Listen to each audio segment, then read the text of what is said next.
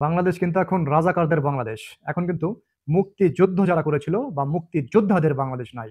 সে ১৯৭১ সালে বাংলাদেশ নামের যারা সৃষ্টি করেছিল, তারা এই ২৪ বাংলাদেশে মারাত্মকভাবে অবহেলিত, অপমানিত। কিন্তু যারা রাজাকার ছিলেন ১৯৭১ সালে বাংলাদেশের বিপক্ষে যারা কাজ করেছিলেন, তারা হচ্ছে বাংলাদেশের এখন রাজার আসনে আছে।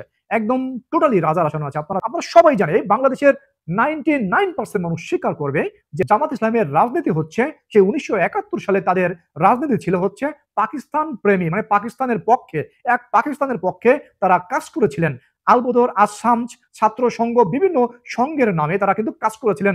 পাকিস্তানের বেসামরিক আর্মি হিসেবে তারা সারা বাংলাদেশে কাজ করেছিলেন। সারা বাংলাদেশের নারী পুরুষদের তারা ধরে ধরে এনে তারা এই আর্মির সামনে দিয়েছেন। আর্মিতে ধর্ষণ করেছে এবং ইভেন তারাও ধর্ষণ করে করে লাইনে রেখে হাজার হাজার লক্ষ লক্ষ মানুষ হত্যা করেছে। কিন্তু সেই হত্যাকারীরা আজকে বাংলাদেশে বীর দর্পে তারা রাজার আসনে একদম। ঠিক আছে? আপনারা দেখেছেন যে এটিএম আজাহারুল ইসলাম,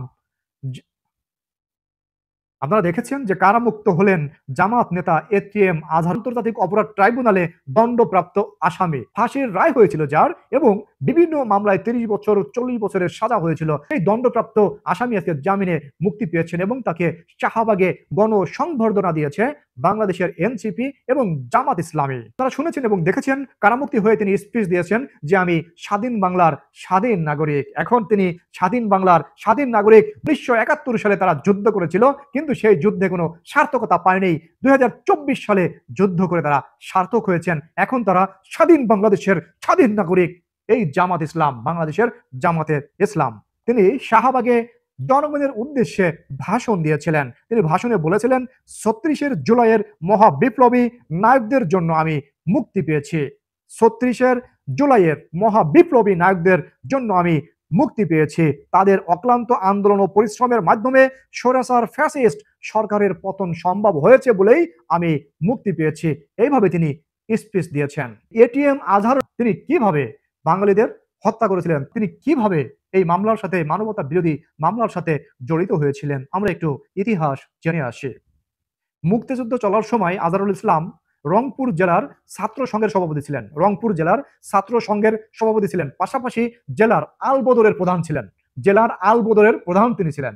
রংপুর জেলার ছাত্র সংঘের প্রধান ছিলেন, জেলার আলবদরের প্রধান ছিলেন। আলবদর তৎকালীন পাকিস্তানের বেসামরিক বাহিনী ছিল, তাদের হাতেও কিন্তু অস্ত্র ছিল। পাকিস্তানের বেসামরিক বাহিনী ছিল, মানে বাঙালি যারা মুক্তিকামী বাঙালি মুক্তিযুদ্ধ করেছিল তাদের বিপক্ষে এই আলবদর আসাম বাহিনী কাজ করেছিল। তারা বাঙালিদের, মুক্তিকামী বাঙালিদের ধরে ধরে নিয়ে পাকিস্তানের হাতে তারা সোপর্দ করত এবং পাকিস্তান বাহিনী নিরীহ বাঙালিদের লাইনে দাঁড় করিয়ে তারা ফায়ার করে মারত। এবং যারা সুন্দরী সুন্দরী নারী ছিল তাদেরকে তারা এই পাকিস্তানের আর্মিদের কাছে ধরে এনে দিত এবং তারা ধর্ষণ করত, ধর্ষণের পর হত্যা করত।